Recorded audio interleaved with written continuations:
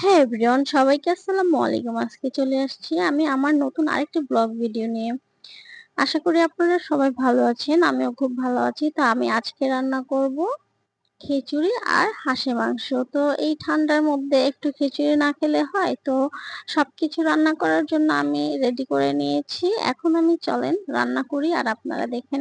তো আমি এখানে খিচুড়ির চাল নিয়ে নিলাম, তারপর পোলাওয়ের চাল নিয়ে নিলাম, দেন সাথে নিয়ে নিয়েছিলাম মশারির ডাল, আর ছিল মুগের ডাল, যেটা আমি ভেজে নিলাম।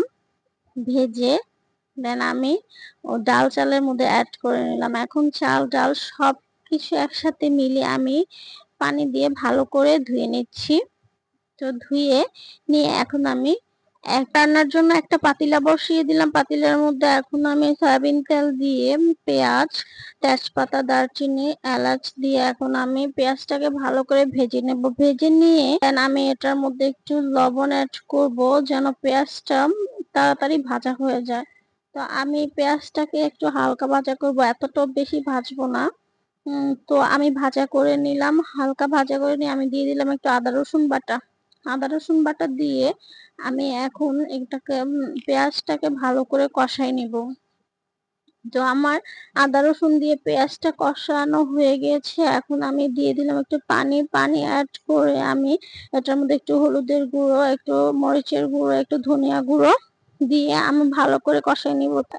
আবার অ্যাড করে নিয়েছিলাম একটু গরম মশলা গুঁড়ো, যেটা নাকি আমি মাংসের জন্য অলরেডি সবসময় আমার ঘরে থাকে, তো ওটা অ্যাড করে নিয়েছিলাম। তো এখন আমি দিয়ে দিলাম চাল ডালগুলো একসাথে।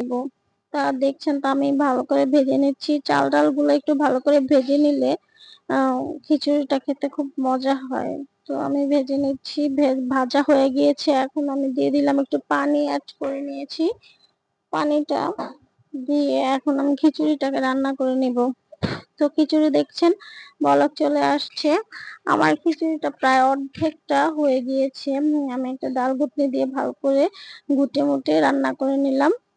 তো কথা বলতে বলতে আমার খিচুড়িটা অলরেডি প্রায় শেষ পর্যায়ে। তো আমার খিচুড়ি হয়ে গেছে। তো আমি এখানে আলু অ্যাড করেছিলাম, যেটা আমি আসলে দেখাতে পারিনি। তো আমার খিচুড়ি রান্না শেষ। এখন একটা একটা প্যানে আমি আলু কিছু আলু নিয়েছি, ওটা ভেজে নিচ্ছি।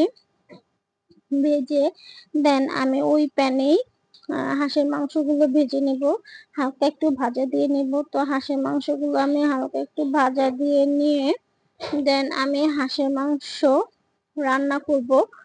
তো একটা কড়াইয়ে কিছু তেল দিলাম, একটু সরিষার তেল অ্যাড করে নিলাম। তো দিয়ে পেঁয়াজ দিয়ে মশলা দিলাম, এখানে তেজপাতা, দারচিনি দিয়ে দেন একটু আদা রসুন বাটা দিয়ে ভালো করে কষাই নিব।